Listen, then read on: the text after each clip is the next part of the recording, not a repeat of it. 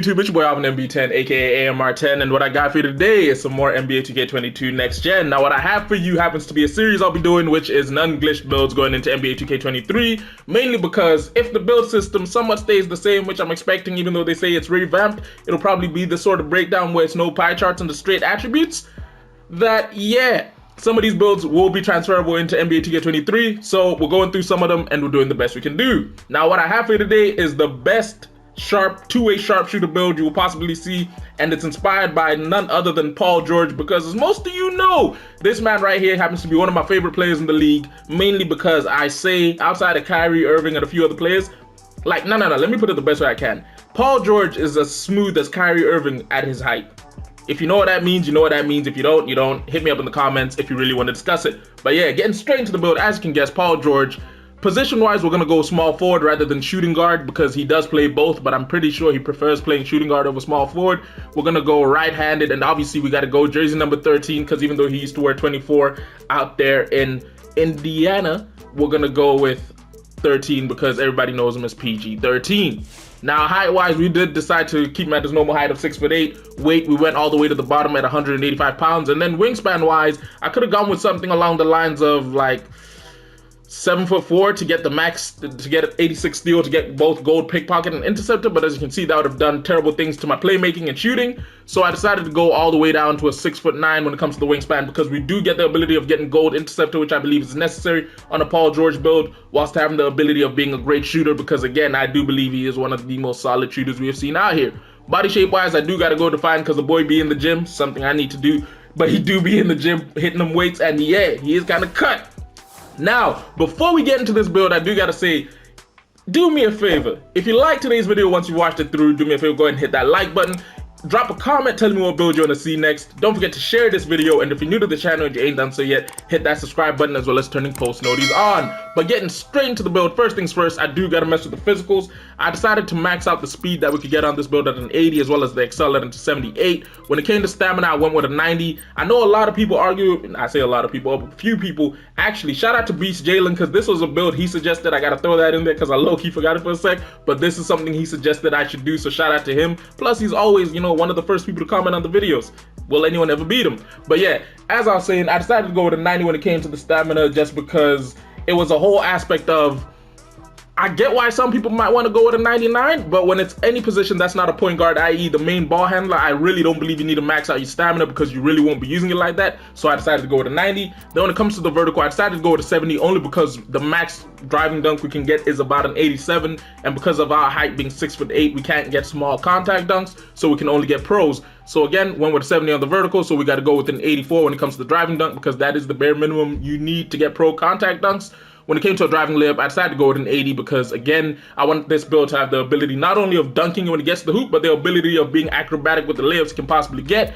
And then, obviously, I decided to go with an 80 on the close shot because for most of you who don't know, this does allow you to get gold mouse in the house. Now, I do need to do my research and remember which badges are canceled out in 2K23 because then we won't be able to get those. Now, when it comes to post control, I decided to give this build a little bit of something by giving it a 68 when it comes to post control because it does allow us to get gold Dream Shaker. I say Dream Shaker. Is it Dream Shake or Dream? Yeah, gold Dream Shake as well as silver drop stepper and back down punisher, meaning we can play out of the post as much as we want to, and that's the finishing side of the ball I decided to go with 20 finishing badges, a few of them at gold, but majority of them at silver. And then when it came to the shooting, as you can guess, we decided to go in 90 when it came to the mid-range because, you know what I'm saying, we wanted to get gold blinders, difficult shots, hot zone 100. And then when it came to the 3-ball, we maxed it out in the 87, which allows us to get gold catch and shoot, dead eye, limitless spot up, as well as Hall of Fame corner specialist, fade set shooter, sniper, slippery off ball, volume shooter, and lucky number 7. I'm not gonna lie, I've been playing a little bit of my team on the side, and I've noticed lucky number 7 is something that low-key in this game. Yeah, now obviously you wouldn't have been able to use it in things like the park would have been the nicest place to use it if you had a mean handle, but hey, that's just my personal opinion. Now free throw wise, we did decide to go with a 73 because again, you want to be able to take this build into the rec, so having a 73 free throw is nice enough that you should be able to hit the jump shots if you can time your free throws really well. And as you can see, that allows us to finish with a grand total of 31 total shooting badges. Now, playmaking wise, as you can guess, max out the speed with ball, max out the ball handle, because again, this is a Paul George build, and these two stats happen to be awfully low. And then when it came to the pass accuracy, I decided to go with a 78, mainly because, again, you're not the main ball handler on the floor, and when you do have the ball in your hands, usually if you're getting trapped, you're kicking it out, but outside of that, you're usually trying to take people one-on-one. Now, this allows you to get 23 total playmaking badges, key thing being majority of them are silver, except for Hall of Fame glue hands and downhill, and gold space creator, break starter, tight handles, and triple threat juke. I know a few people might say not having gold quick first step, hyperdrive, and quick chain might be a little bit of a bother on this build, but if you are good at, let me not say if you are good at 2K, if you're really smart in how you play, you can really beat people with just a few badges you do have. Now, defensively, this is where this build somewhat stands out in the way, because we did decide to go with a 50 on the interior defense, which won't get us any badge points on the defensive side of it, but it will allow us the capabilities of being able to slightly guard up when we're in the post. And then when it comes to the perimeter defense, we do got to go with an 85, because again, we want the ability of getting gold menace as well. Sorry, not gold menace. We want the ability of getting gold clamps on this build, and you need an 85 perimeter defense to do that. We maxed out the steal so that again, we could get gold interceptor. When it came to the block, maxed this out as well to get Gold Intimidator, as well as Chase Artist and Hall of Fame Pogo Stick. Then we maxed out both rebounding capabilities, because again, we do want the ability of crashing the glass, because this is a 6'8" small forward build, so you might find yourself rebounding quite a bit. Now in total, that is 20 finishing, 31 shooting, 23 playmaking, and 22 total defensive badge points on this build. And if somehow you manage to finish all 9 seasons, like if you finished all 9 seasons at this point, I'm not gonna lie, in 2 days, you must have been, nah, actually you wouldn't have. If you finished all 8 seasons of NBA 2K22 Next Gen, as well as managed to rebirth this build, then that gives you a grand total of 22, 45, 86. Wait, hold up, is my math right?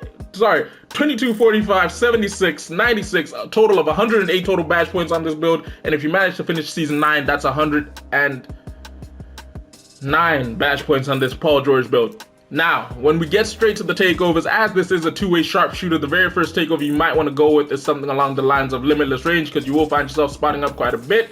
And then the second one I personally go with is something along the lines of, I'd go negative impact or pull-up precision. Mainly because, as I said, it is inspired by Paul George, and for those of you who watched him play, him smoothly pulling up to the mid-range and pulling up on people is something special. As well as he does hit a lot of step backs and spin shots, so I'm guessing we do got to go with negative impact to get it with. Now, what we happen to get here, as I said before, is a two-way sharpshooter, the likes of Keith Van Horn, Jason Tatum, Andrew Wiggins. I've only ever watched Jason Tatum and Andrew Wiggins, and I can agree with them being somewhat of two-way sharpshooters, even though Jason Tatum this previous NBA season started off shooting some of the worst numbers I've ever seen. Now, hopefully you guys enjoyed today's build video, which if you did, don't forget to do me a favor, go ahead and hit that like button. If you're new to the channel and you ain't done so yet, don't forget to hit that subscribe button. And also, don't forget to drop a comment telling me what build you want to see next. Anyway, it's been your boy Alvin MB10, aka AMR10. Deuces.